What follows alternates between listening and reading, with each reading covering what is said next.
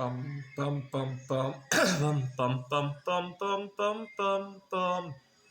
The Peter Dislike Show. Bum bum bum bum bum bum bum. Please continue to pray for me as we go into the new year.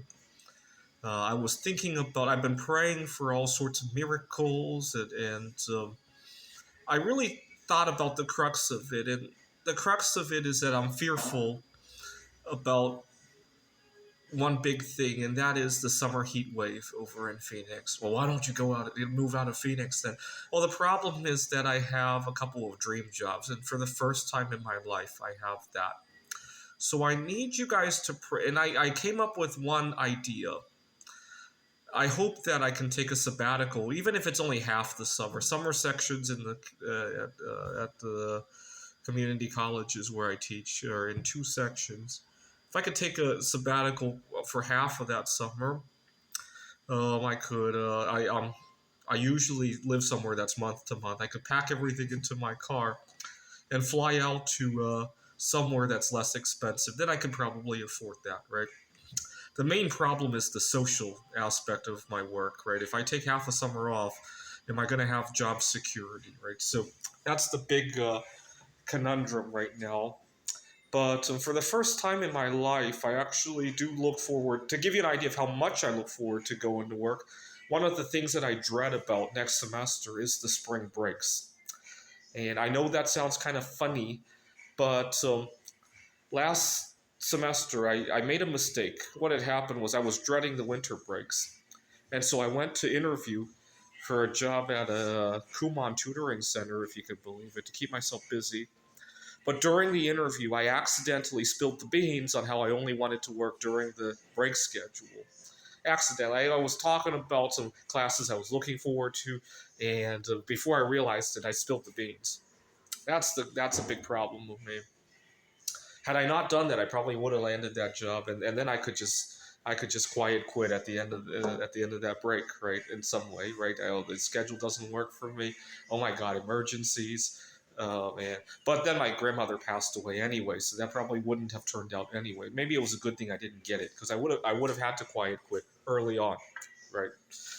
Uh, but in times past, I've worked at tutoring centers that opened on the Christmas Eve, maybe the day after, and that was great. It provided continuity. The other reason that I hate winter breaks is that you feel very let down at the end of on January 3rd or whatever when you go back to work. You feel very let down. It's like somebody raised you up really high and just dropped you off of a tower, right? But I'm gonna have to think hard. The number one thing I'll probably do when I go back is obviously give my job 110%. Uh, and but I always do that. Where it gets challenging is to trade that 110% for what I need. Right, that's where I always run into the barrier. I've learned to when you ask for these breaks or in general ask for time off, less is more. Hey, I got some family events. I've also learned because I really suck at lying at my job, right? So my students always tell me that their grandmothers are passing away. They always tell me that they have COVID, and who knows if half of the times it's not true, right? Sometimes I'm tempted to social media stalk some of these people to see if it's true or not. But I've learned to not do that because when I do it and I realize it's not true, I really don't have a good way of telling the students anyway. So maybe it's best to just mourn with them. But I learned a little bit of a hack because I suck so badly at lying. I don't come see my family a lot. Right? What I like to do is go out there and network to look for my future spouse or maybe future life partner. Now, that is a special case of a family event, right?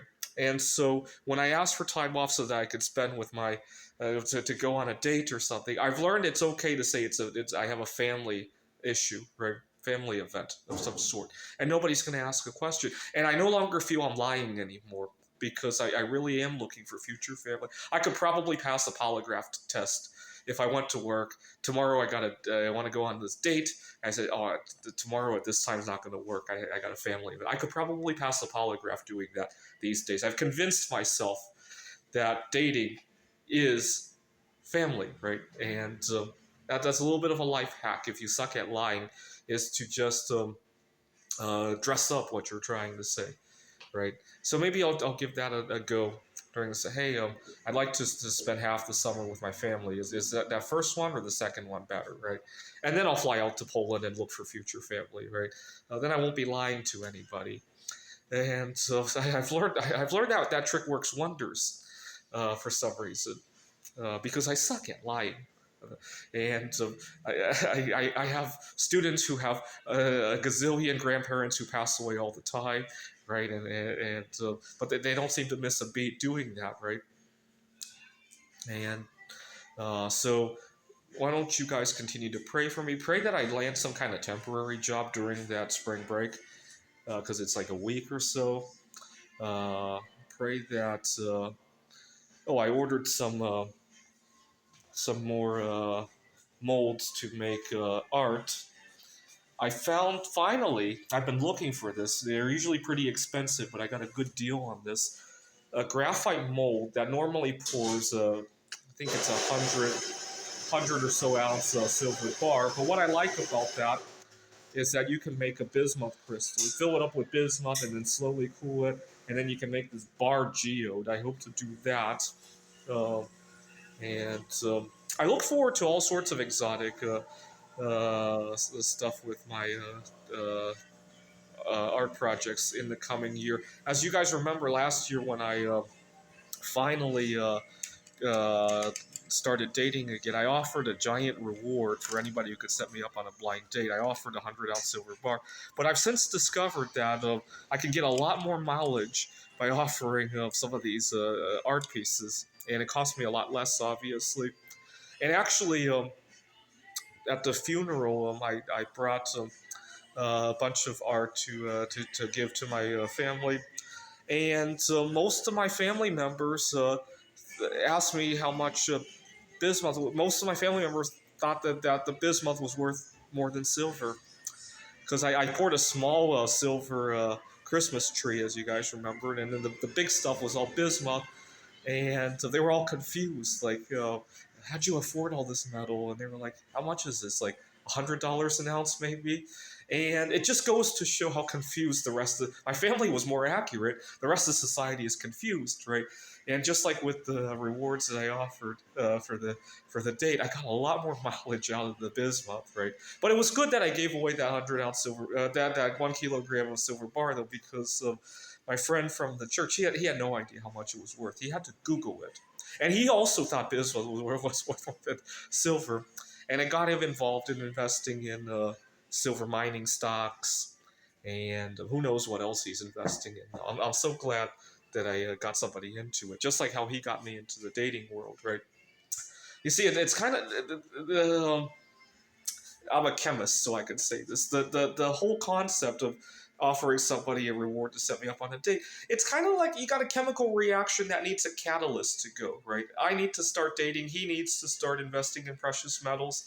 And yeah, the reward was silly, but it was the catalyst that propelled both of us to a better condition, right? All right. Please pray that I find some sort of temporary work during the spring break, and then I get half of the summer off in the summer. Maybe take a trip somewhere less expensive. I'm thinking Poland. Taiwan would also work. It's a little bit a little bit pricier. Uh, I also thought about. Uh, I'll see if I can rekindle. I did during 2 years ago. I got to know a Ukrainian refugee in Seattle. I'm not sure if she has uh, met somebody over in Ukraine yet. Um, I think she wants children. That's the big problem. All right, please continue to pray for me by leaving a dislike on this video. This is the Peter Dislike Show. Bum bum bum bum bum bum bum bum bum bum bum. The Peter Dislike Show. Bum bum bum bum bum bum bum.